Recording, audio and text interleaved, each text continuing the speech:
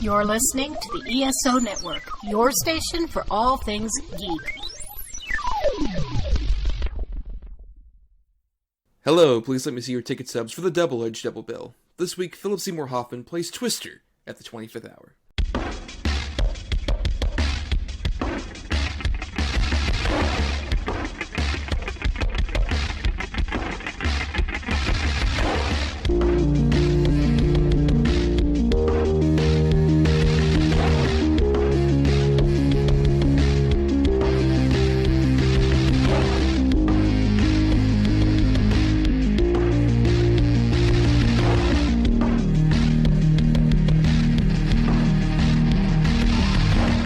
Each week, Adam Thomas and Thomas Ariani will come to the table to discuss the randomly selected yin and yang of a double feature.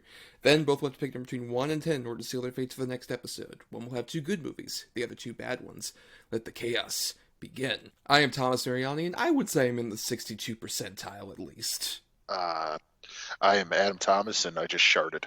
The reference everyone would want you to make of Philip Seymour Hoffman stuff. So we are doing this week an episode about Philip Seymour Hoffman, who, if everything goes according to our usual plan, will be releasing this the 7th anniversary of that actor's death, which is still hard to believe for a lot of reasons, you know? Yeah, for sure. And the fact that it's already been 7 years alone, I mean, fuck. That's insane. Yeah, I can still remember, hearing that happening, and, with other celebrity deaths, it's usually a thing of, oh, that's a shame, or, it's something I can comprehend, though. His was, one of the few, it's kind of like the Heath Ledger thing, where I was just this isn't true, right? This isn't, a thing that happened, yeah. Me too, for sure. I went, what? No way. One of those other ones, you're like, oh, fuck. But this one, I didn't believe it at all. In fact, I think my dad called me and told me, and my dad's, for lack of a better word, dumb. So I didn't believe him. I thought he he got it from some secondhand bullshit information, but sure as shit, he's like, it's all over the news. I was like, holy fuck.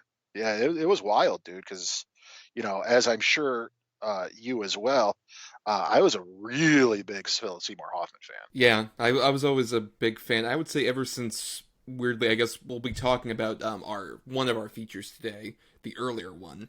That was the first time I'd really seen him in anything, but I'd obviously become a fan of his, especially after watching, particularly when you get into Paul Thomas Anderson's movies, because he's been in there since Hard 8, which he has a great scene-stealing moment in Hard 8. But what would you say was when you really at least glommed onto him as an actor? I think the first time I for me was also Twister. The first time I'd probably even seen him before that, but that was the first time I was like, who is this fucking weirdo? But the first time I remember really taking notice, probably honestly, is Brandt in The Big Lebowski. Of course, yes. He's so goddamn funny. This fucking weasel. But yeah, I think that's probably the first time I sat up and paid attention to him whenever he came on screen after that.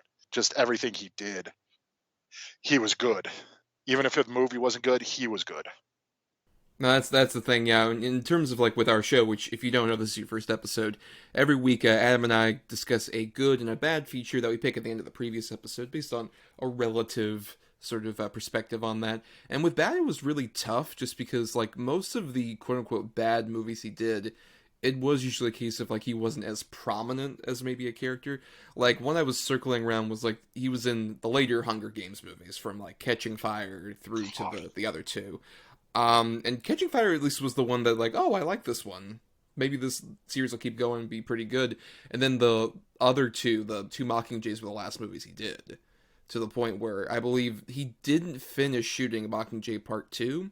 So there's some awkward kind of trying to shoot around him. A bit where Woody Harrelson tells Jennifer Lawrence hey, his character wrote you a letter that's telling you everything he probably would have told you in the scene face to face. It's really weird. Yeah, I don't think I ever watched those 2. I think I stopped with Catching Fire. I've been meaning to sort of watch them, but I just sort of got Jennifer Lawrence out because she was in fucking everything for a minute. Mm-hmm. And plus also YA novels. It turned into books. I was sort of tired of the trend as well. But it is, I mean, don't get me wrong, they were huge movies, so not a bad franchise to tie yourself to. It's just kind of a shame that those were his last movies. Yeah, though, at least to some degree, though, his legacy will at least be continuing, because I like, nearly broke down when I found this out. The new Paul Thomas Anderson movie, which I knew was starring Bradley Cooper, apparently the main character is his son, Cooper. Oh. And I was like really emotionally verklempt when I heard about that. Like, oh my god, that's beautiful. Like, even if that kid's a terrible actor, that's such a sweet sentiment for like Thomas Anderson to do that. Yeah, sort of pay his tribute to him in a really daring yet cool personal way. But we're discussing two specific films from Mr. Hoffman this evening, because like I said, we picked two movies at the end of our last episode. I had the two bad picks, and we ended up with Twister as our bad pick, and then our good pick was Adam's pick, which was 25th Hour, which both feature Hoffman, though in more supporting roles. It's interesting. We didn't pick one of the ones he was like a lead in, particularly for the good pick. Because, don't get me wrong, I do think he was a good lead man too, but I don't think he was any better than when he was a main supporting role. He was an amazing supporting actor. That's true. He was always great in an ensemble, and it never felt like he was really taking the spotlight from anybody, especially in these two movies. Though in Twister, I guess we can, as we get into it, we can argue he steals the show many a time. Oh, yeah. Yeah, definitely. Yeah, so why don't we go ahead and start getting into it? Let's get into Twister. There is a mystery. It terrifies most scientists. But for a new breed, the research is deadly, and the laboratory is nature itself. Joe! Bill! It's coming! Everybody underground now! Joe, come on! Get underground! Take cover right now! Go!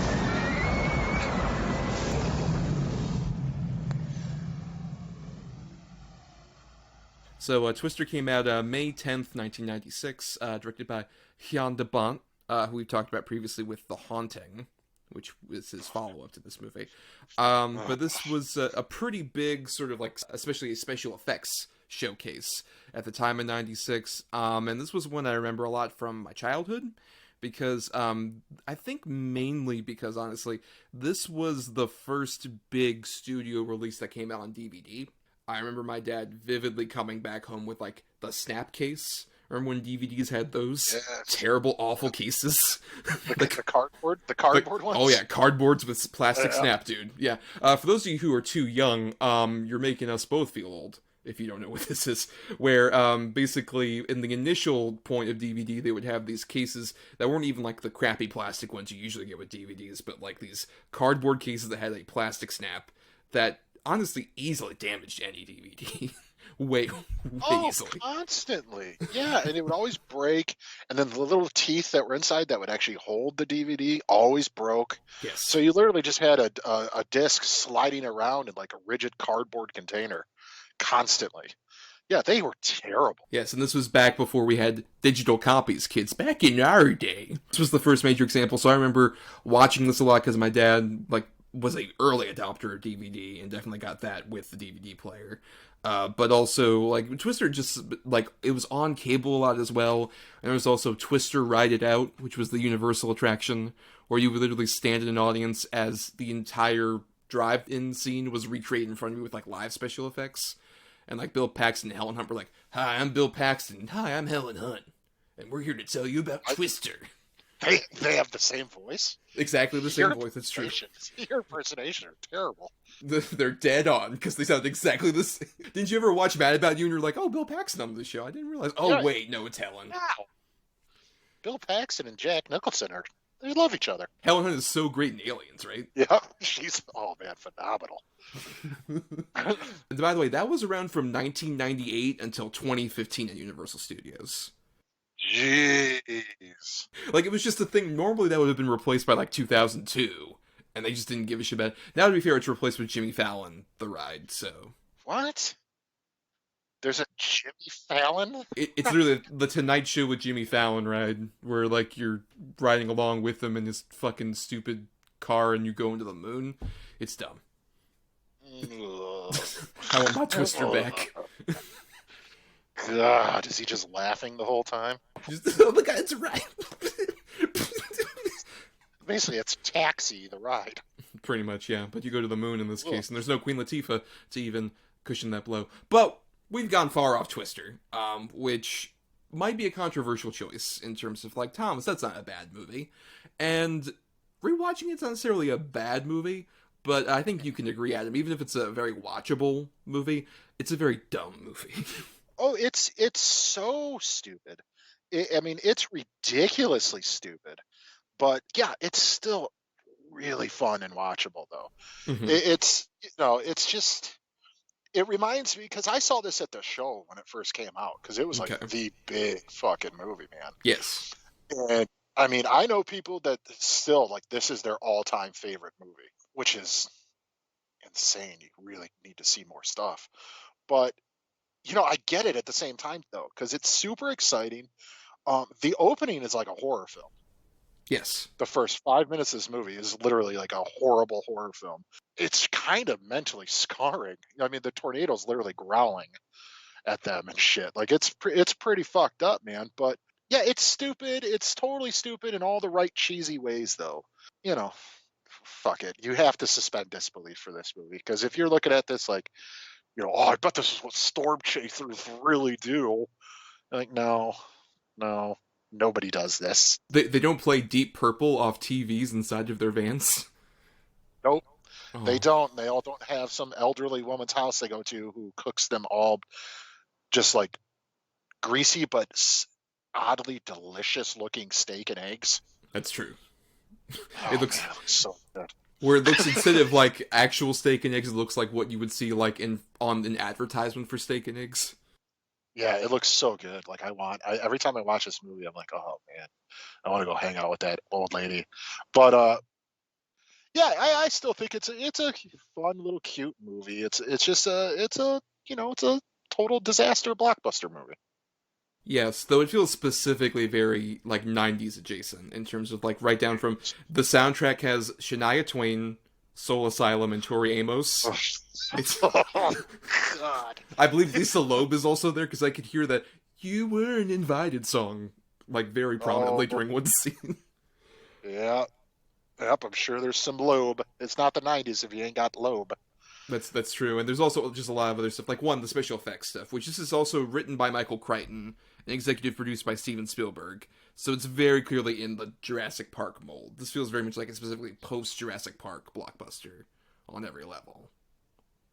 Oh, absolutely. Yeah, no question about it. Very much a Spielberg-produced movie in every way, too. Yeah.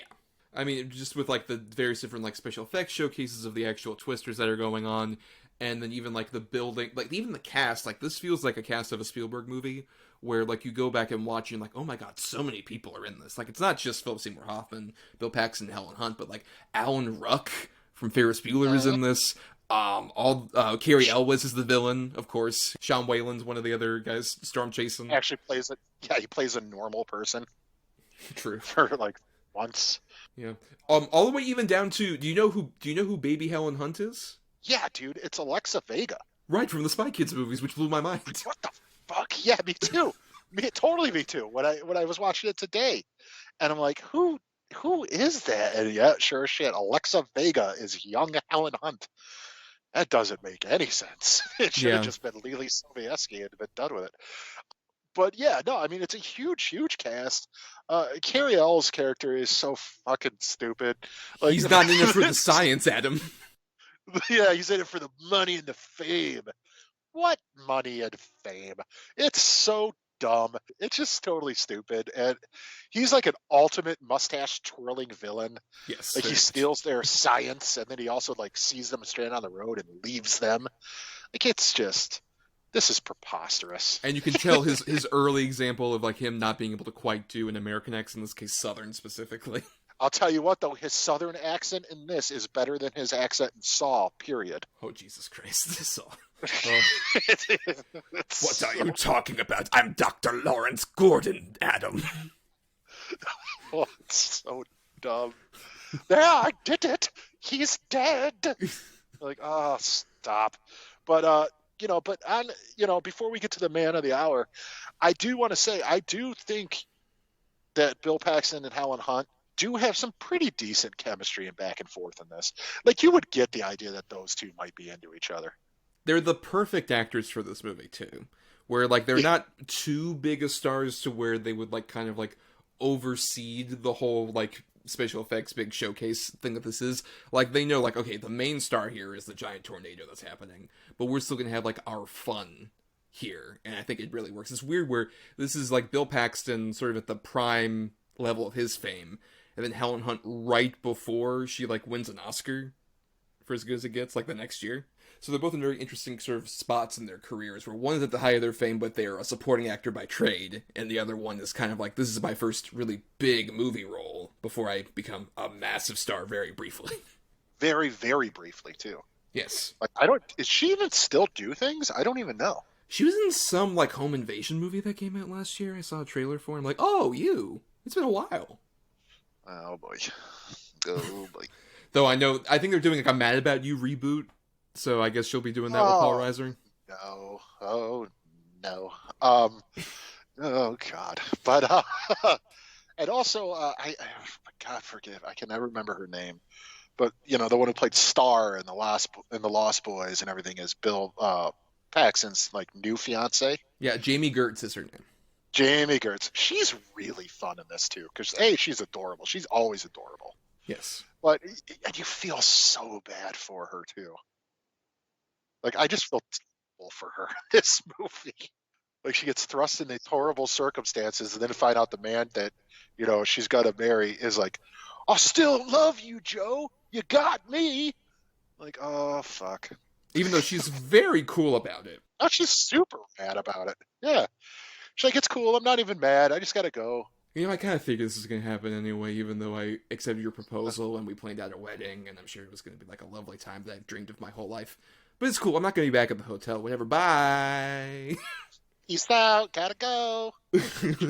Enjoy your tornadoes. But she's talking about the 7-Eleven food. Oh, and she's also very much the sort of linchpin for another very 90s thing of a lot of psychiatrist jokes. Oh, I know. Oh, God, I know. And you're like, okay. I gotta go. We have cows. All right. Well, but, that's a pretty good transition point, at least for... We haven't talked much about the actual special effects, which was like the big thing this movie had. They do not. I think some at of least... it does. Some of it does. True. I mean, I think I would say the stuff where it is just genuinely like the destruction that's going on, more specifically like farms and houses and stuff being destroyed. I think that works. Not so much when you have living things like cows going around. Right. Or exactly. even there's the bit where like Cary Elwes dies, where like his I know. where like the actual car going around the tornado, like, oh, that looks pretty good, and then his explosion is like a .gif like level explosion. He didn't need to die. I mean, that was a little much, but yeah, anytime the tornado's shown at night, I know that sounds crazy, but anytime it's at night and you get flashes of it because of lightning or whatever, it looks legit. Like, particularly the drive-in sequence is like the best sequence for that. Yeah, it's terrifying. Yes. But then, like, I don't know. It's just, well, the whole thing's preposterous. You know? Well, here's the thing. I'll say that the special effects don't necessarily hold up, but the sound design holds up masterfully. Oh, it's amazing. Yes. Like, that was the most, like, Oscar-worthy thing this had, was just the sound effect of, like, all the debris going around, all the chaos. And even, like, in terms of a special effects thing, I like there's a really great point where there's a marriage between, like, practical and CG with the bit where they're in the tornado during the climax and they have to go through the house that's fallen over. Yeah. Yeah, that's pretty cool. And anytime, like, the lightning flashes, the sound it makes and stuff, the sound design in this is absolutely phenomenal. But, you know, to sort of branch into our guy, the thing is, Philip Seymour Hoffman in these movies, like this movie, Boogie Nights and everything, he just looks sweaty and smelly all the time. Mm-hmm. But he plays it so phenomenally well. I mean, any scene he's in this movie, even up against all these other good character actors and all that, there's such a different level to him. It's that, like, sort of for his character, the pure excitement of it all. But also, you kind of get the idea that, like, maybe that's him on set as well. Like, he's just totally stoked to be doing this big, dumb disaster movie. Yeah. It translates so well, and he's so fun in it. And just, like, is he stoned? Is he not? Is he just this, like surfer dude who could never get in shape. Like, what is he? And he's just so good. Yes, as Dusty, who's one of many examples of these storm chasers in the big group. And I think it's the thing where, like, you look at the other people, like Alan Ruck or some of the other, Sean Whalen even, they feel more like really thin archetypes you would see in a lot of these movies. But Hoffman, despite playing, obviously, like, he's the big jovial dude. Basically, the role that Jack Black said this many times, when he was especially doing early stuff in the 90s before Tenacious D hit it off, he was very much getting the table scraps Hoffman refused. Like, this would be a Jack Black role. Yeah. Oh, 1,000%. Even today, if they were to redo this movie, it would be him. Yes. He adds more of like a believability than even a Jack Black would. Even though I'm a Black fan, but he never really has as much of like the believability of like Dusty. This character feels like a real character I would have met at some point. Like this dude who you would love being around. That's like force of personality. That's like he makes the fun infectious. Yeah, absolutely. And even the few scenes where he has to get sort of where he's real and morose, like when he tells him, it's headed towards whatever county where the aunt lives and everything, and he's kind of sad when he's listening to the speakers and everything. I don't think Jack Black could pull that off, because the thing with Jack Black is you're always waiting for a bit. Right. Philip Seymour Hoffman, you're right. He was absolutely able to just sort of transcend that idea where, yeah, he's super fun and kinetic and goofy and crazy. But, I mean, just his chops alone, it never felt forced. It totally felt like this is just a normal dude who's just a little off.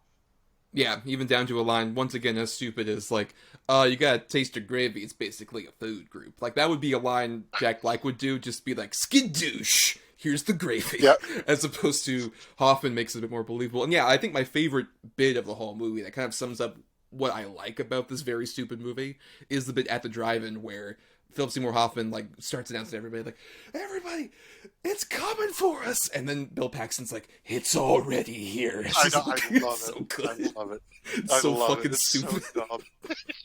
It's already here. You see, they're lying, honey. There was another Bill, an evil Bill, and I killed him. That's one of my favorite lines of the movie, too, because it's so dumb.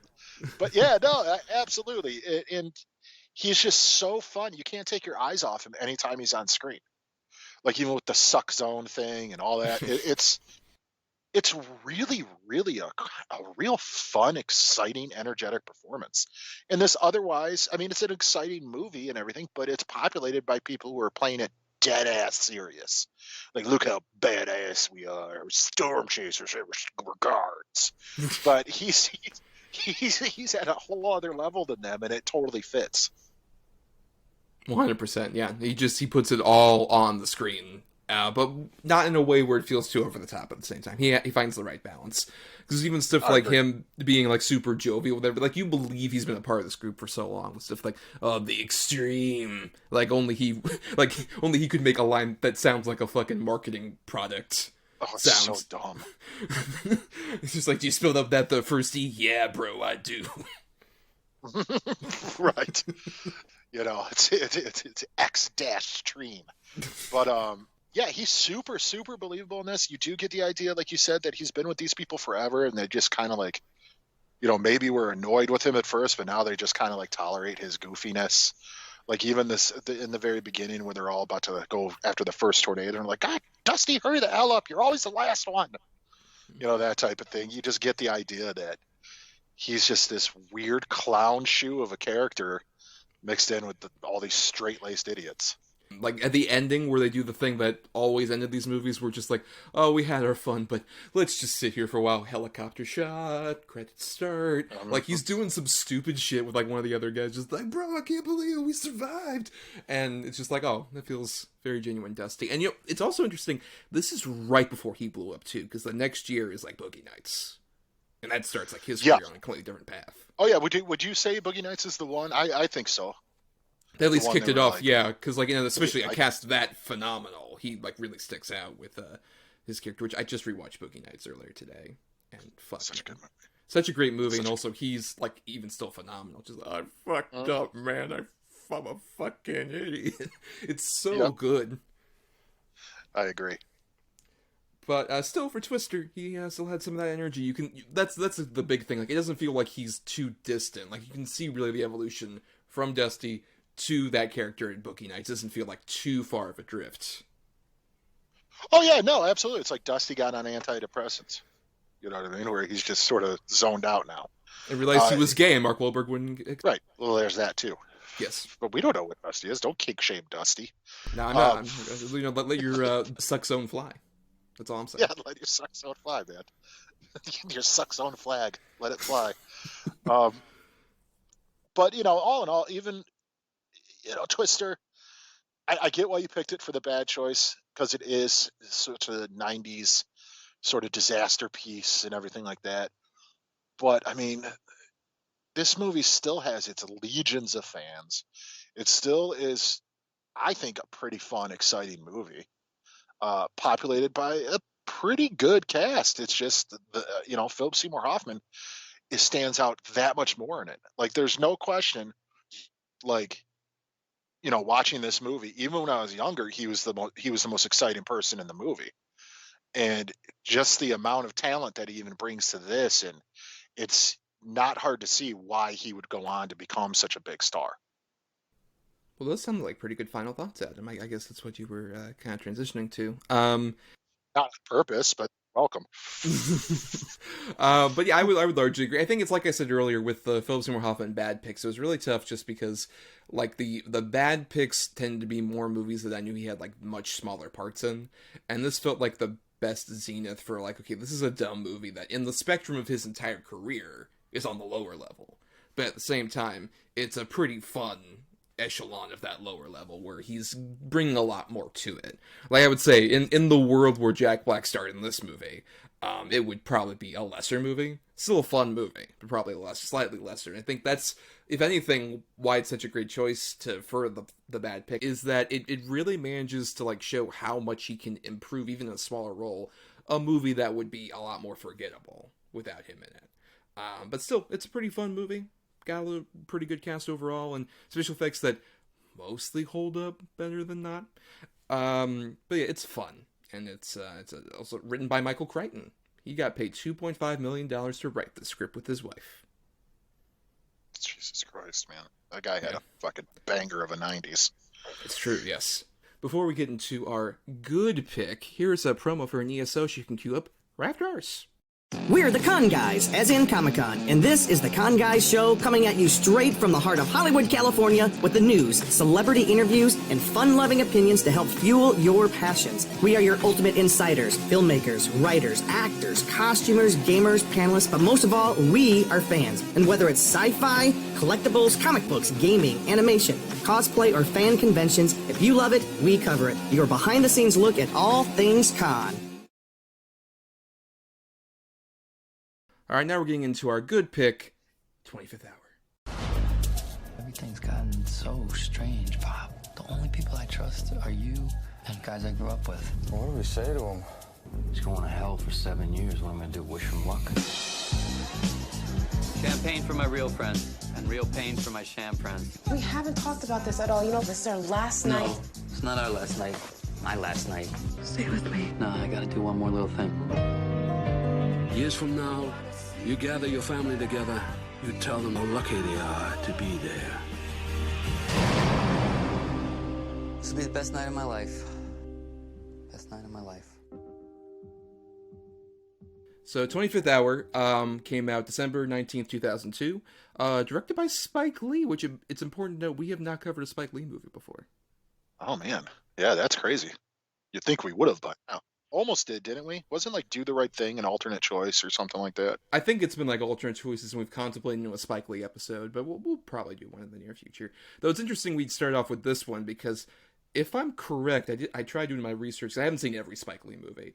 Looking at it, Sure. I think this is the only one without a predominant role for a black actor.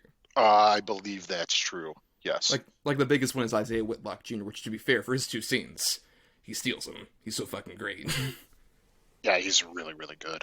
But Adam, this was your choice for the good pick. So why don't you go into why you feel this is a great example of Hoffman? Again, it sort of harkens back to what I said in the beginning. He is in midst of this really fucking phenomenal cast, and he's doesn't necessarily stand out in it, but he's perfect in it with them.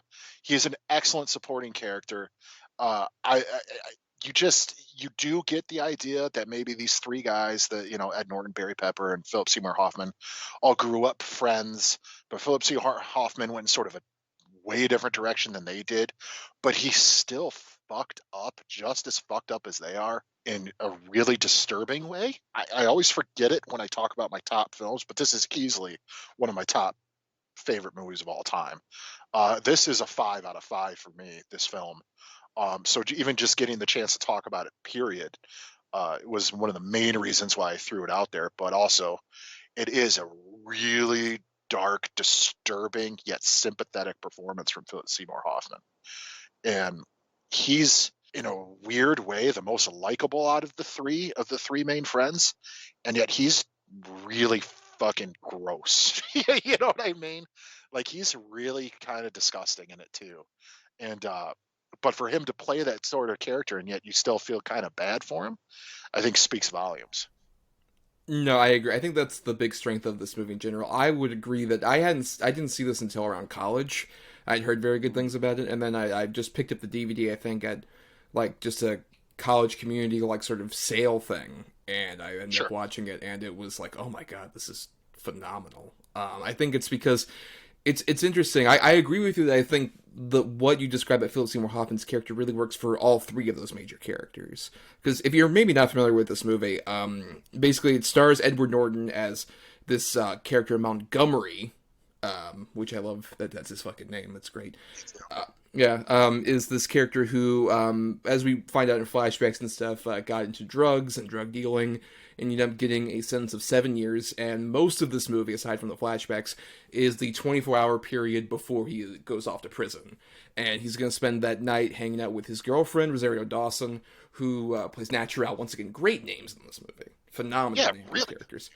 Who he is a bit suspicious about, like, maybe she's the one that ended up turning me in and had the cops come in to the apartment, but at the same time he's also trying to reconcile with his two friends who you mentioned. Philip Seymour Hoffman is one who plays a teacher who has some very upsetting attractions to one of his students, played by Anna Paquin, who shows up during the events of the evening, and then Barry Pepper, who plays this asshole Wall Street dude who is just like so up his ass. But they all grew up together, and they're all going to spend this one last evening together before Montgomery goes off to prison.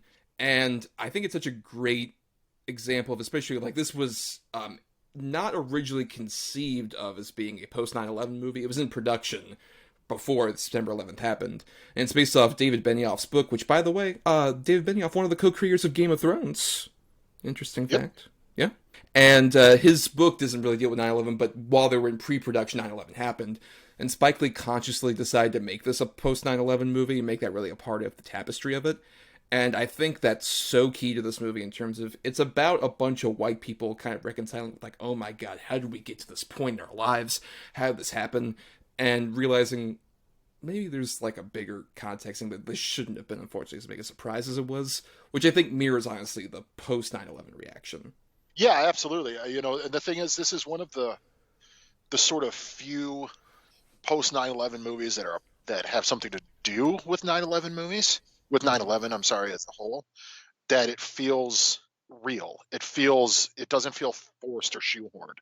Like, it's definitely handled in a very, very careful yet strict way of telling it. And it works perfectly. It deals with sort of, like you said, all these guys' little problems, but look what happened. Their problems are insignificant, really, compared to the overall, tragedy that happened. But it also deals a lot with sort of racism that was happening at the time. This real toxic sort of just fear of anybody, different, or who, especially people of, Arabic and Muslim culture. And it's just handled so well, but it never feels like mean-spiritedly told. Like, it feels very real, as that this is how a lot of these people probably felt and thought. Like, Ed Norton's whole fucking, that 5-minute whatever scene that he does in the mirror is one of the best scenes, period, in film. I think it's so well done, where he's going off about all these different races and, fuck these people and fuck these people and blah, blah, blah. And then the end of it is, no, man, fuck you. You had it all and you fucked it up. This is on you, nothing else. And it's so good and it's so well done. And I like I said, I think I rented this because I was on a big Ed Norton kick for a while there because of like Fight Club, American History X, and all that. So I watched this, and I mean, I instantly was like, "Oh, it's one of the best movies I've ever seen in my life." Well, I mean, I definitely agree. Especially we need to talk a bit further, but with the "fuck you" speech that happens, that monologue, it's one of many great monologues in the movie.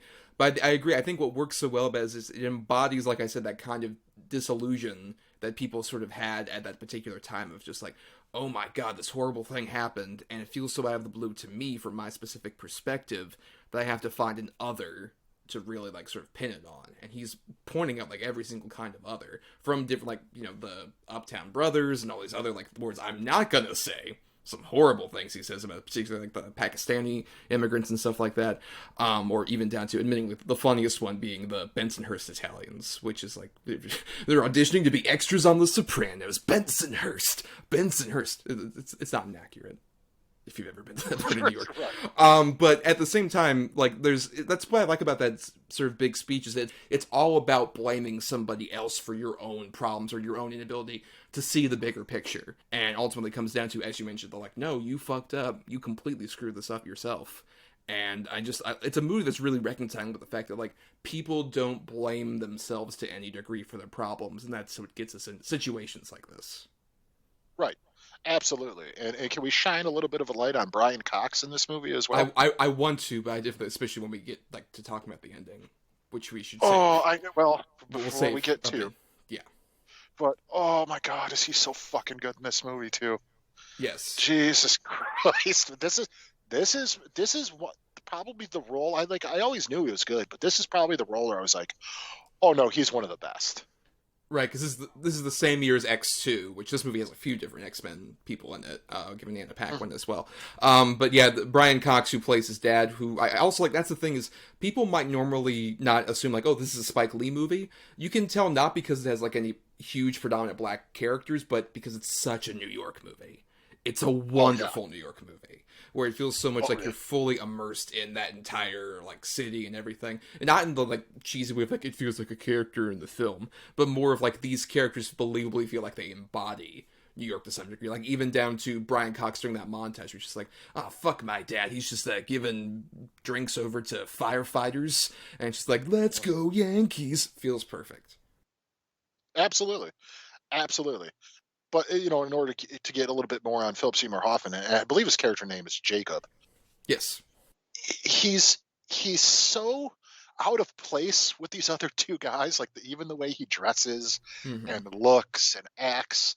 But like I said in the beginning, you totally get that he's kind of like the tag-along friend now. Like they've always known him. Like they were probably the two popular guys, and he was just their buddy. Yeah, their dorky nerd buddy, yeah. Yeah, their dorky nerd buddy, who, again... Ugh, it's gross, with his sort of situation with Anna Paquin, and ultimately, I mean, I'm glad it doesn't go further than what it did. It still went far enough. He's so good in it as this sort of tortured guy who just wants so desperately to fit in still with these other two. Like, even though he acts like he doesn't, he wants to be like them. He wants to be, cool and good looking and have money and power and have sort of, the hot girlfriend and all that. He desperately wants it. And the thing about it is, it's such an amazing performance because he never says it. It's just, you get it the entire time. Like, he desperately wishes he was like these guys. I think that's part of the sort of lusting after Anna Paquin deal. It's like, these guys would do it. The lengths that people will go just for acceptance from other people it's sad, but at the same time it's disturbing too. Right, I think it's that great mixture where, like, on paper, you tell somebody, like, this is his character, so it's like, oh, he sounds like a despicable, awful person, and he is for, like, the actual sort of, like, desires that he has. But at the same time, I think it's because Hoffman portrays him with such a vulnerability, which is something that, like, he really had as a performer, is really that vulnerability that, like, it goes on to, like, any different number of characters that he played down to, like, a few years after this, he's, like, in Mission Impossible 3, playing, like, one of the most, like, villainous of the villainous characters in those movies. Oh, he's so good, too. Right. He's so good in it. But you believe there's, like, some humanity still at the same time because of who Hoffman is. And even here, that's the case, where, like, he plays this guy who's just like, oh, he's harmless, he's ineffectual, or anything like that, but he has these desires that are unsavory and unsettling, especially given, like, his station. And it's like, he has this sort of ability to make you not necessarily totally empathize with this guy, but as much as, like, I can see this character existing in reality. And there might be some points where, like, you do kind of relate to some of his, like, sort of, like, awkwardness, and that makes the moments where he acts like a creep all the more unsettling, because you have that kind of vulnerability toward him. And I think that's the thing, is, like, he has that way more than, like, Barry Pepper does, which we should talk about more. Like, Barry Pepper is, like, a guy we've, talked about on the show. We talked about Battlefield Earth ages ago on the show. Not necessarily our favorite actor, but this is, like, the movie I would show people where it's like, oh, that guy's not a good actor. No, he's not capable. No, here he is being a perfect scumbag. He's such a fucking scumbag in this movie. And I love the way his boss talks to him, But even that, though, it just goes to show that, like, these type of people where his boss comes up to him, you're not even shaving, you're not even wearing a clean suit. You come in here drinking your Red Bull shit, blah, blah, blah. You just got your salary cap. You're doing all this shit. Like, you were fucking up. I will let you go. By the way, we still on for Saturday night? You know what I mean? And you're like, there's no punishment for these type of people. Right after that, he starts, like, totally trashing, like, a subordinate who's underneath him. So just like, oh, these are cycles of, like, this kind of verbal abuse that are going, because it's tolerated. I'll tell you what, though. I do love that line. Who told you to wear horizontal and vertical stripes? Yeah, I just thought it looked cool. Cool? You look like a fucking optical illusion. No, it's a really good line. That's the thing. Is I think Benioff has so many great, like, bits, because he also wrote the screenplay that was based on his own book. It has so many, like, great lines that really make you fully immersed in, like, oh, all these characters feel so believable. Which, weirdly, despite this being a New York movie, like, you can see how that translates later to Game of Thrones if you've seen it. Where even though it's, like, a big, fantastical world, there are plenty of other, like, great lines like that. They're just translated to Westeros as opposed to Upper East Side of New York or whatever. Right, with these sort of elite assholes. Right. Yeah, it's such a brilliantly written and executed film. It's hard to say if it's my favorite Spike Lee movie. I think it probably is. Like, no matter what Spike Lee will do in the future, he's made plenty of movies I don't like. But the fact that he made Do the Right Thing, Malcolm X, and this movie, these are, like, three, like, pretty much perfect movies to me. So it's just like, I'll watch anything that guy does. Because those are just, like, three complete guarantors that, like, anyone would beg for 1/10 of one of those in terms of quality in their career as a director. He's done, like, three of them. And I think that's the thing. And they're all very different movies. Very, extremely different movies. But you see so much, like, his personality throughout all three of those. Even down to, like, I love the use of, like, crane shots in this movie. There's so many great examples of, like, just crane, like, especially there's one where, like, they're going into the club, which I found out was a crane shot with a Steadicam guy inside of the crane. So there's literally a point where a guy steps off the crane and follows them into the club, and it's like a huge one shot. It's like, oh my god, it's so seamless and fluid. Yeah, that's pretty impressive. And the score of this movie is really good too. Yeah, from Terrence Blanchard, who did a bunch of his score. Like, most of his movies are scored by this guy. It's a phenomenal. It's this weird, interesting blend of, like, sort of, like, Irish taps that would be especially common at, like, police funerals, but also, like, this, the sort of Middle Eastern chanting that would be so much of a trope in post 9/11 movies. I think this is one of the few examples where it doesn't feel tired, as opposed to how many other movies that start with, like, that wailing, and then just like, oh, we're in a different place. Right. Whoa. Yeah, no, I absolutely agree. I think the score is handled expertly. And I'm glad you said it, but this movie looks so beautiful. It is shot so phenomenally well. And a lot of the washouts they do with the sort of the color palette and the lighting, it's just absolutely phenomenal. Lee was experimenting with that around this time, because, like, a few years before, this is Bamboozled, which is mostly shot on, like, what looks like DV cam, and for the record is, like, one of the worst looking movies I've ever seen. I think the movie has a lot of interesting ideas, but, like, the look alone is just like, ugh, this is so terrible looking. But you can see how that evolved here, or even when we get to, like, some of the fantasy sequences that happen and it's kind of washed out, it still looks gorgeous. Mm-hmm. And and we didn't bring her up really. We mentioned her, but Rosario Dawson. I mean, she's so good in it, and I mean, you get it too. You get why all these dudes would be into her. She's absolutely gorgeous in it. She's fun. She's spunky, but she's got so much, depth to her character. To me, she doesn't feel like just the hot girlfriend. Like, there's a lot going on with her too. Yeah, it feels definitely like she's a character who has so much conflict about, like, this is basically the only adult relationship she's had, based on where we see a flashback of Montgomery hitting on her when she's like an 18-year-old, but still in fucking high school. It's so creepy. It's so Yeah, she's like unsettling. it's really gross. Yeah, in a Catholic It's really schoolgirl uniform and on a playground. Yeah. It's just like, woof, dude. Like, even if she's 18, that's really fucked up, despite any of that. Yeah.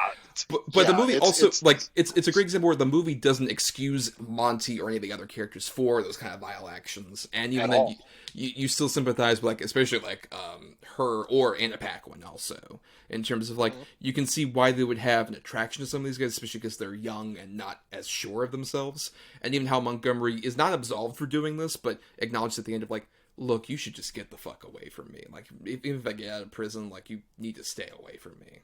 Because I was never that good for you.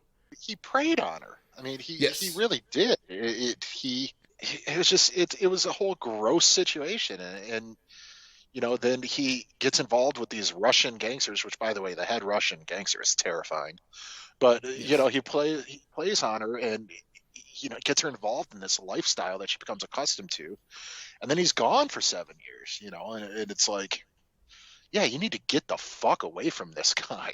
And, you know, unfortunately, him going to prison is probably the only way that was actually going to happen, but good. The balance that especially those three main characters kind of have, where, like, they don't feel like they're the most sympathetic people, but they feel like actual real people, down to the big sequence that happens in the middle of Central Park, right, I believe is where that is, like, the big climactic sequence, which is such a great, like, really palpable, dirty, ugly scene of, like, him beating the shit out of Edward Norton just because, like, look, you gotta beat me up so I don't look pretty in prison. A lot of other movies kind of talk about, like, that prison rape thing in a way that feels like, oh, is this just homophobic? But this is, like, kind of addressing that in a way that's just, like, this is the length that these guys will go to not feel like they can be emasculated.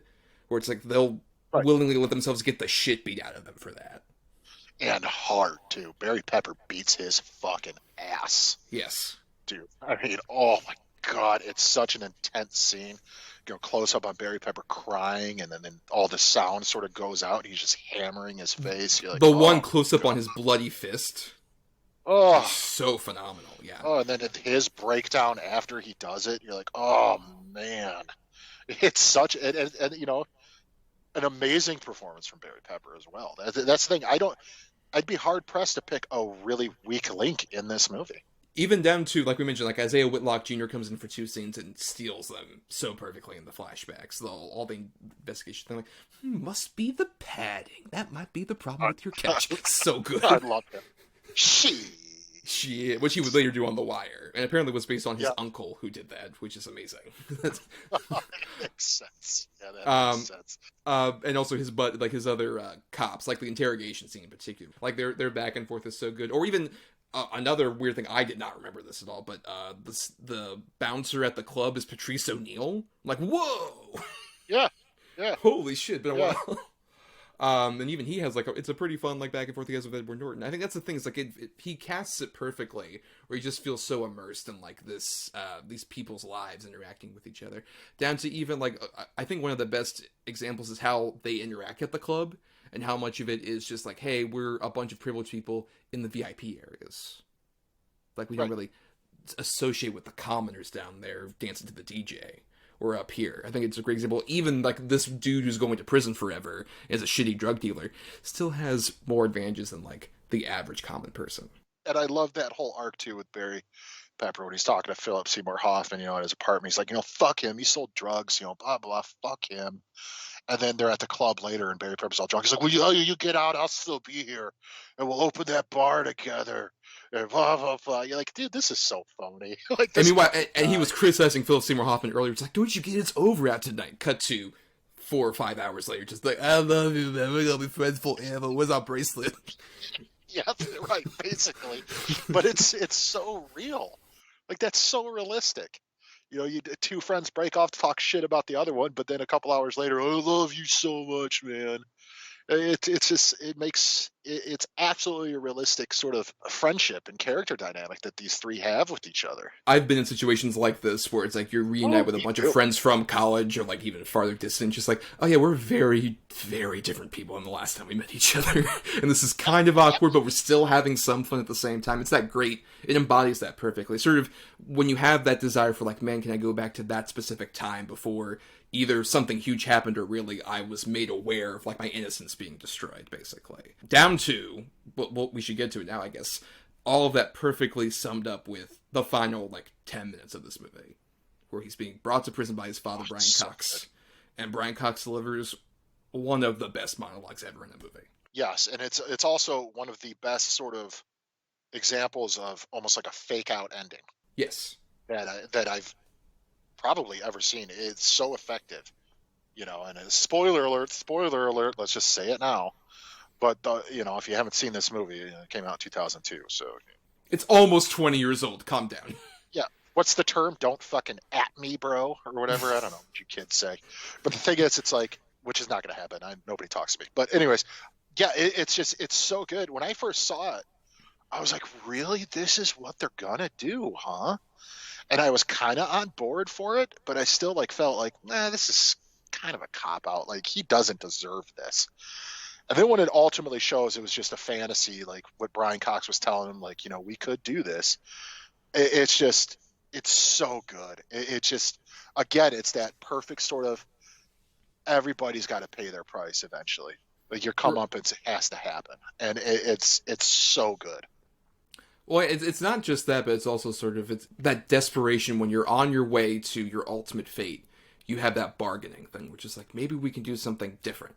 Maybe I can have this alternative thing where, like, I can have, like, a life that's not like my old one, but I can have, like, a life still. I can have, like, you know, everything where, like, I can go off, I can have a job, I can have friends, I can go anywhere I go and have friends. I can, you know, get papers and escape being caught, and maybe even I can have my girlfriend back, and we can have this lovely alternative thing where, like, we can, like, have kids and grandkids, and we can all dress in white, and we can all be perfect. We can go back to something innocent. That's why especially this feels so powerful as a post 9/11 movie, because it feels like having that fantasy.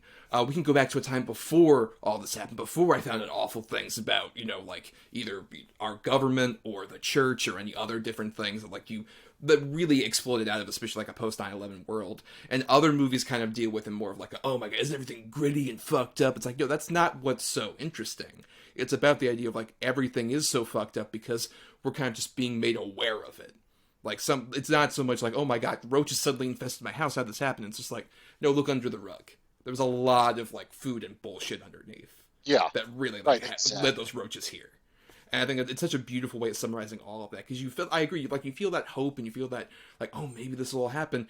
And then that final shot of Edward Norton asleep in the car instantly tells you, like, no, didn't happen. Right. And it's a perfect way to end the movie, too. Yes. Absolutely perfect way to end the movie. I would have wanted to end it any other way. Yeah, and just the way that it's also written with just some of the dialogue, like Brian Cox being like, everyone should go to the desert once before they die. They need to go out there and you can find peace, you can find solace, you can find God. Just like, oh god, this is such a great fucking monologue. It's so good. Maybe in a couple of years, after things have settled down, you send for Natural. And you're like, oh... Well, even down to, like, he says, like, this could be dangerous, but you can send off for her. But even, like, right before that, when they, like, he says, I haven't had a drink in 2 years, but I'll have one last whiskey with my boy. He's just like, oh my god, this poor fucking bartender. Yeah. Oh, you feel so much. Yeah, basically, I'll have one more drink with you, and then I'm turning around, and I'm leaving your life forever. And you're like, oh, fucking hell. And that's another phenomenal shot, like when they walk out that bar in the fantasy, and Brian Cox goes into the car and then turns around, and it's like a big crane shot of him leaving, and then it comes down, and Edward Norton's walking right down the road.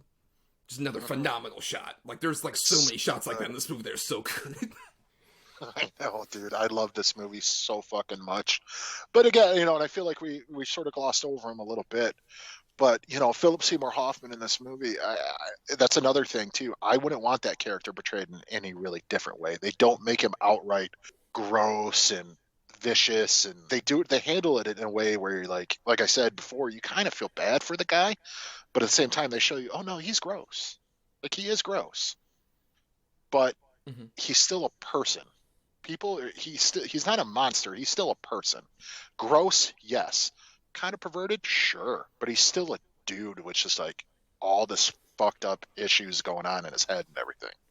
really exemplified by another one of my favorite shots where he does the Spike Lee shot, which if you're not aware, basically in any Spike Lee movie, there will be a shot at some point where you're looking straight at a person's face as they're gliding toward you and everything in the background's going back. When he ends up exiting the bathroom after, like I said, the scene where it goes too far, but yeah, you're right, where it's just like he kisses Anna Paquin and then leaves. He has that look on his face of at least regret and turmoil. Oh yeah, what the fuck it's a total did. what the fuck did I just do? And I love the look on her face where she's like, what the fuck just happened? Right. Yeah, that's why I said, it goes far, but I'm glad it didn't go any further than that. Like, I'm glad she didn't like kiss him back and was into it and everything, because then it would have been just like gross. But like, he kisses her and she's like, oh, what the fuck just happened? And I do really agree that shot of him sort of on the dolly, if you want to call it that, and moving forward while everything's happening behind him, and his just the look of utter sort of just self-defeat and self-disgust. It's done so well. It's really the only way you could have done a character like this, honestly. It almost weirdly feels like Lee kind of commenting on, speaking of another New York filmmaker, like a Woody Allen type character. If this was a Woody Allen movie, it'd be completely different. He would be the hero of the movie. He would be the hero of the movie. I mean, she's just so beautiful. Look at it. Oh, she's a beautiful, amazing woman. Like, oh, God, I fucking hate you, Woody Allen. But to steer us back, Adam, sure.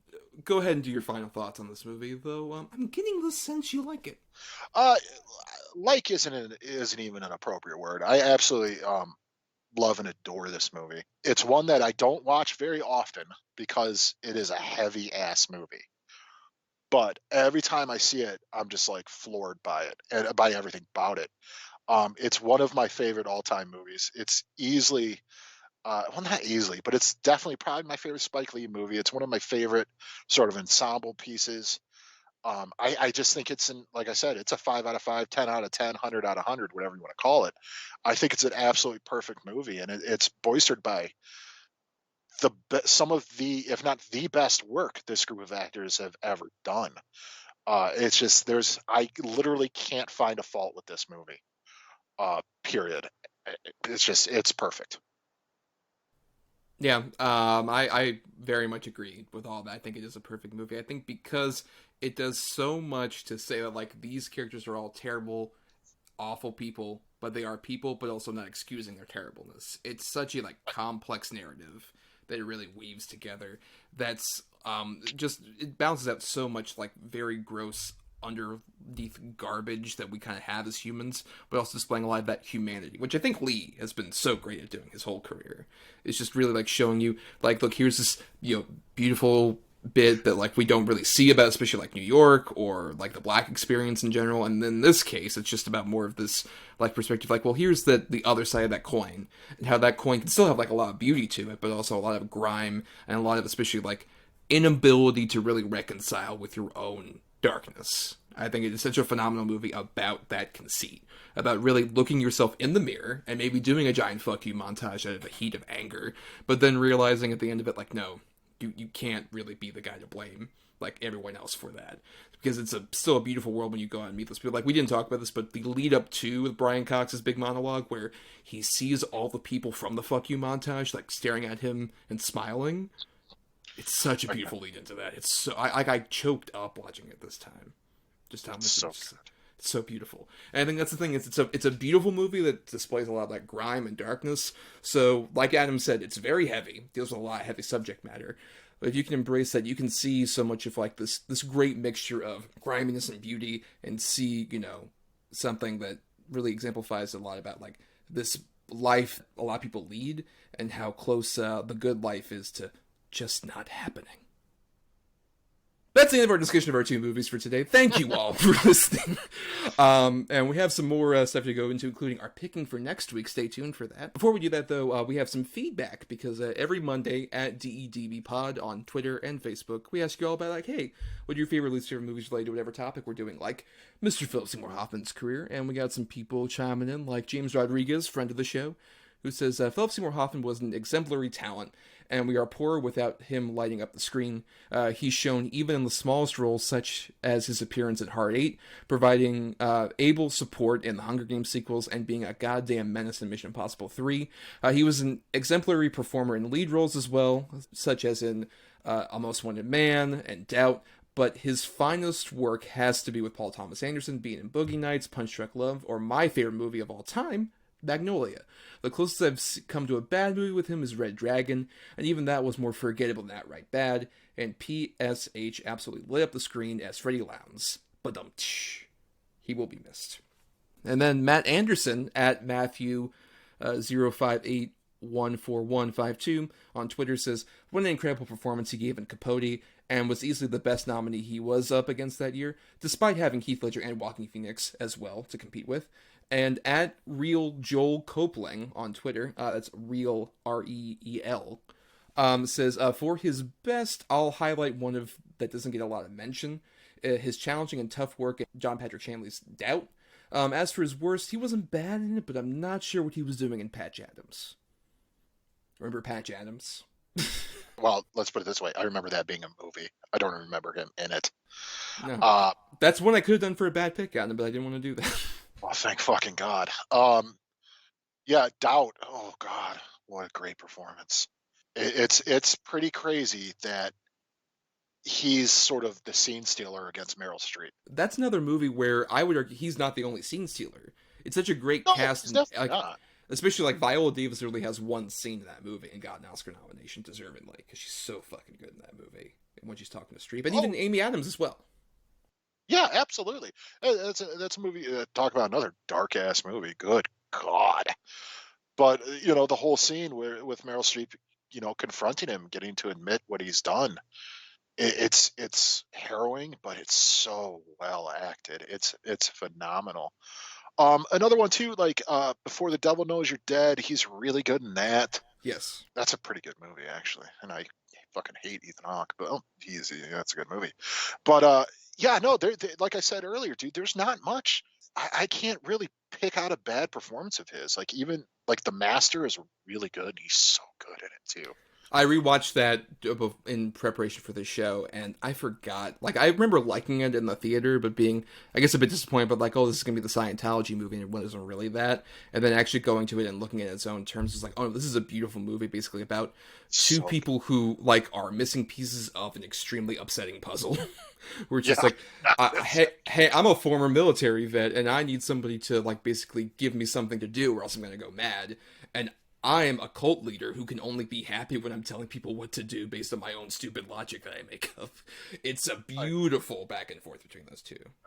Oh man, what a great movie! Yeah, talk about fucking great dynamic between two actors. Jesus. Like, not to open up old wounds, but rewatching it made me hate Joker more, because Joaquin Phoenix is basically just doing a lesser version of his master performance in Joker. Looking back at this fucking movie. Yeah, pretty much. That's accurate.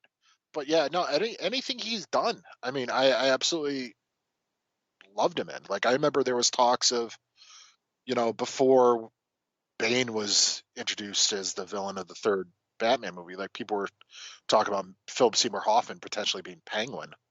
And I'm like, oh, that would be dope. True. Just because of him in, like, Mission Impossible 3, imagine him that, but as Penguin. I'd be like, oh, fuck yeah. But no, I mean, I was always excited for anything he was in, and he was always at the top of, I don't know how many different fan casts for so many different roles.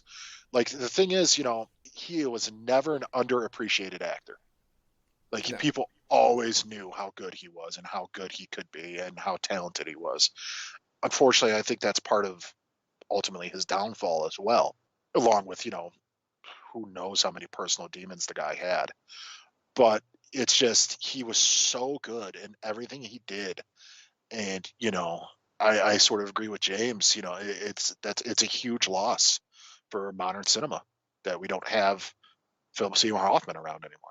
Yeah, going back to, like, many of the stuff that he did, like, we're watching some of those movies either for the first time. Like, I hadn't seen Capote before this week, honestly, because I just never, like, been... The voice is a little hard to take at times. I mean, but the thing is, like, look, you're playing Truman Capote. Like, it's not that accurate at all, Truman Capote. But what I like is the fact that it's so much about him kind of like embodying that character, but unlike a lot of other biopics, actually giving that larger-than-life figure humanity. Because it's literally like, Truman Capote was this extremely wild character who was just like, he had a fucking droopy dog voice, and he was just like piffy in real life. Like, this was a real person that existed. How can you make him, like, the silly kind of caricature seem human? And he did. Powerfully. Yeah. Especially, I didn't know that so many of the scenes would take place against Clifton Collins Jr., who I've said many times on the show. Very underrated MVP actor that I will stand for on any occasion. And, like, they work so beautifully off each other, down to when he and the other guy are being led off to be executed. And Hoffman has that, like, breakdown, just like, I did everything I could. I'm so sorry. Like, he's still doing it in that Capote voice, but you're just like, oh my god. This pithy, like, dude who drinks martinis is still, like, so beautiful. I can't believe this is happening. Or, even, like, it's like we mentioned, he had, like, so many small turns, like, in one that wasn't mentioned here that I love is Almost Famous. Yes. Yeah, he's fantastic in that. As, like, the sort of, the weird example where he's a mentor to Patrick Fugit, but ultimately you realize, like, oh, you're not really a mentor to anybody. You're very sad in your own reality.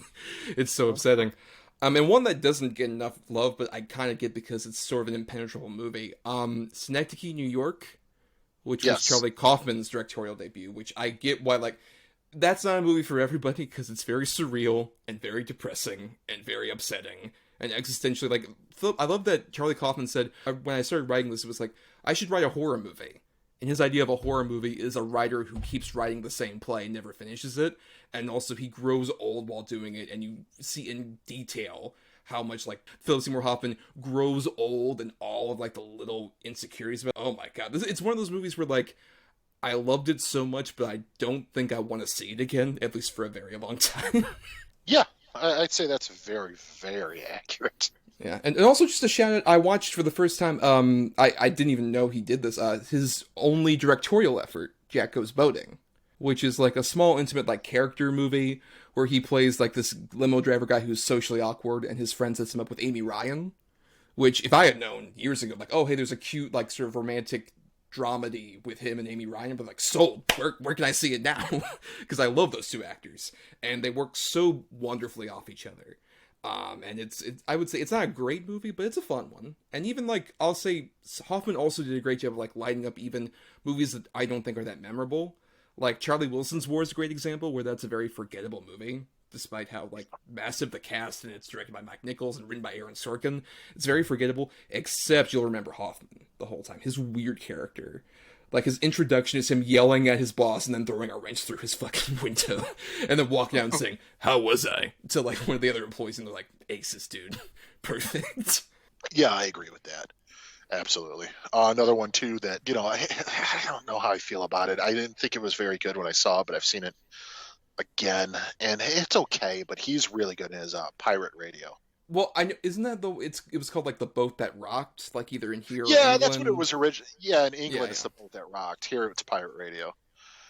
He's really good in it. It's kind of just a boring movie. Mm-hmm. Another one, too, that he gives a really good performance, but it's just... There's a lot of good performances in it, but the subject matter of it is so problematic that it's hard to really celebrate as happiness.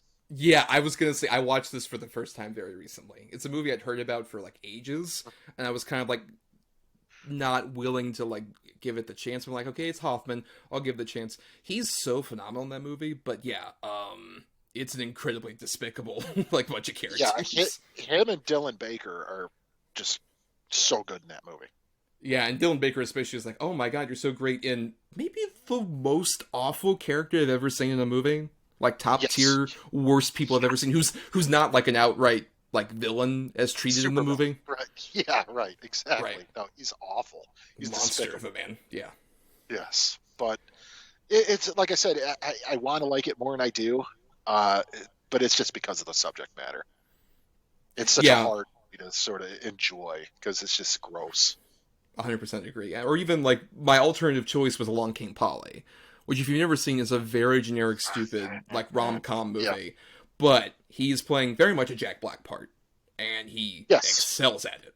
He does such a he's hilarious in it. Like, his introduction is one of the best pratfalls I've seen in a movie. He sells it so well. so good. And he's just so gross in it. Like squeezing the grease off Ben Stiller's pizza on his own. Like, it's so nasty. Or the sharded thing you mentioned at the top of the show. Thing. Yeah. But he's so funny in it. Like, he's perfect in it. But yeah, it's definitely Along Came Polly, Heartbreak Kid, around that era of Ben Stiller. And you're like, okay, we get it. But don't you get him? He's tightly wound. Jennifer Aniston has a ferret. She's wild. Whoa! And she likes Indian food. Whoa! She's very manic pixie dream girl in that movie. Very much the case. 100%. That's the whole character. Yes. 100% that. But yeah, thank you all for that feedback and giving us a chance to talk about Hoffman. And we also want to thank some other people, like Chris Oliver, who does the intro and outro music used in our show. Listen to more of his music at chrisoliver.bandcamp.com. Thanks to Emily Carter for the art for our show. And thanks, of course, to our loyal Patreon supporters. That's right, patreon.com/DEDBpod, where for just $1 a month, you all get to participate in listening to bonus podcasts we do, like Tron Legacy audio commentary that recently went up. And Adam and I had a lot of fun talking about that movie along, and you can listen and watch along as we talk about it. And also, you can vote in polls for, like, topics we do, or even movies that we cover. Like Adam, we're going to be doing a Walt Disney Animated Features episode next month. And the patrons have a chance to vote for your 2 bad choices for that particular episode. This week it'll be going up that poll. And one of those 2 bad choices they can choose between. The oft maligned, yet I believe undeservedly maligned, but The Black Cauldron. And the oft forgotten, deservedly, Brother Bear. Yes, 2 chapters Disney would like you to forget in their history, for sure. Yeah. But are available on Disney Plus right now, so we can definitely watch those and talk about them. So either one of those 2, it's up to you patrons to vote between the 2 of them. Black Cauldron, please. Black Cauldron's the more interesting discussion, I would agree, than Brother Bear. Brother Bear, I don't want to watch. Yeah, Brother Bear, I'd just be like, oh man, Joaquin Phoenix is just doing a bad version of his Joker performance in this. Probably should see this. Now they're going to vote for Brother Bear. The Black Cauldron has John Hurton, and also a lot of gory, upsetting imagery for a Disney movie. Yeah, a lot of scurry shit. Yes. But for some maybe not so scary shit, you can follow us on Twitter and Facebook at DEDBpod, where we put up those feelers and also just post real fun little things here and there. And also you can send us feedback, doubleedgeddoublebill@gmail.com. And if you like our logo so much, maybe buy some merchandise over at the ESO TeePublic store, which there'll be a link for at the bottom here in the description. You can buy a mug or a t-shirt or a mask. Be safe and wear a mask with our logo on it. And you can buy those over at the TeePublic store for the ESO network. And we get a bit of a kickback. We recently did get our kickback for 2020, and we got some money. It helps us. It does. It helps. I don't want to say a lot, but it helps. So, it helps. And plus, get some cool swag. Yeah, with our logo on it. And just to show people, like, oh, I'm looking at your mask because I'm making sure you have your nose over it. Oh, hey, double-edged double bill. What's that? And then you can be like, I don't know. It's not for you, plebe. Stay 6 feet away from me, plebe. Yeah. Fuck off, man. If you could read this, you're too close. We should have done that. That's a great mask idea. You're too close to me. But for more of our individual antics, you can follow us on our own social medias. Like myself, I am on Twitter, Instagram, and Letterboxd as @NotTheWho'sTommy. I also do some writing at marianithomas.wordpress.com. That's my blog, where stay tuned because I've got some virtual Sundance screeners I'm going to do over this weekend, so I'll definitely be writing something. Yes. And speaking of writing, I also did a piece recently that was published at Film Cred, which was, of course, the site that friend of the show, Sarah Sorrentino, runs, where people write articles and such. And I did one for Jim Henson, which I went up recently at its film-cred, cred.com. I hope you all read that and also all the other great articles on that site. It's a wonderful article, Thomas, by the way. Oh, thank you. Thank you. Yeah, normally I wouldn't compliment you, but it's pretty good. Thank you. Really appreciate that. Well, where can people find you on the internet, Adam? I am on Twitter and Instagram at Atom or Adam, ATOM_or_Adam. And, you'll find mostly pictures of paintings I've done, occasionally a meme, sometimes pictures of booze, whatever. Just simple stuff. Nothing controversial, nothing crazy. But if you want a share or whatever, I'll always do that for you. Friends of the show, I will share your stuff. And pretty soon, I'm going to be opening an Etsy store. Oh shit, announcement, exclusive. No one else has that. Exclusive. I know it has. It's just me. But I'll announce a little bit more details when I get them.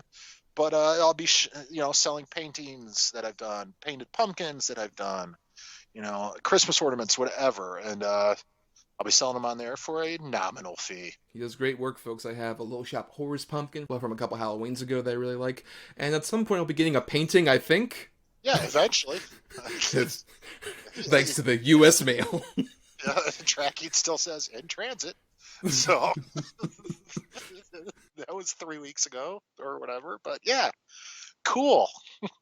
Yes, and if you want more of our cool content, you can subscribe to us on Apple Podcasts, Spotify, Stitcher, and other podcasting platforms. And if you're listening on the ESO network, why not listen to all the other great shows on there, or dig even into our archives on our Podbean channel for just like the first 70 or so episodes we did before we joined ESO. And nothing else, if you can't buy some merch or become a patron for just $1 a month, what would help us out completely free is just either rating, reviewing, and or sharing the show around to give more people visibility, get them to notice us in the world. That's all we want. That's all we need. We understand there's 8 million podcasts out there, if not more, and more than half of them are talking about movies. But we like to think we do something a little fun and a little different, and we'd like to get people involved in our little edgelord family. Yes, for sure. And Adam, before we head out, it's time to do our picking for next week, which you spoke of, the edgelords, which is our nickname for all the patrons out there. They picked a topic for us because next week we'll be releasing is Valentine's Day. A topic, a week for all you lovers out there to stay inside. Yep. Yes. Stay inside and bone. Yes, exactly. And they had to choose between two weird subgenres of romance, where it was between paranormal romance and the ultimate winner of bromance, though, for the record, another one of the very tight polls. That was tight.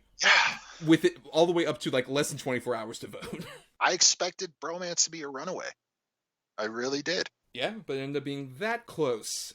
So, Adam, I have the two good choices for bromance. So movies that have some kind of bro-y relationship that's positive. And you have the same for your two bad choices. So, for my two good picks that I have assigned number between 1 and 10 for, go ahead and pick a number between 1 and 10.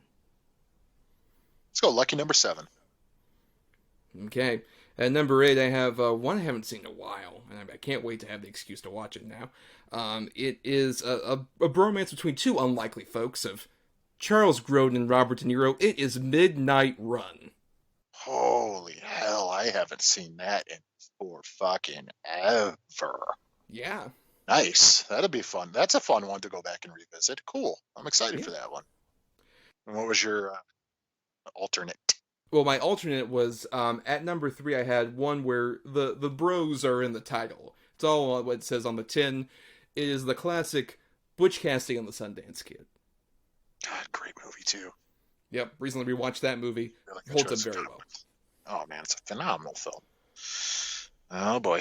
Okay. Well, for my bad, what you got there, Chief? Let's pick a number for a not-so-phenomenal choice. I'm going to go with number 4. All right, at number 3, I have a movie that I think had potential to be something fun, but ultimately turned out to be just kind of a fart in the wind. The Jack Nicholson, Morgan Freeman, The Bucket List. Oh. Yep. Yep, that's accurate. Okay. Number 9, I had one of the worst fucking movies I think I might have ever seen. Dude, Where's My Car? Oh. Yeah, my reaction to that, you can't see it visually. It's just like me throwing my hands up, just like, oh, okay. Well, I was going to say, I thought you were a little more excited about Dude, Where's My Car? I'm like, oh, Thomas. I mean, that movie, to be fair, is at least a lot more, like, silly and goes to weirder places than The Bucket List, which is just like, hey, I'm old Jack Nicholson, I'm old Morgan Freeman, we're cranky and dying. So Spoilers I would for next suggest week. I go to weirder places as well, because why are we watching this? That's true. It's a very good point. We'll be having all that existential dread next time. But until then, Adam, I gotta take you to prison, unfortunately. I gotta take you on that drive, but maybe I could go off on the off-ramp and maybe change your whole life forever. As long as there's a Sonic, so I can get some grub. You were so close to this meal that almost didn't happen, and the diarrhea that followed. Oh, it would have been a plethora. On that lovely note, good night, everybody. Bye.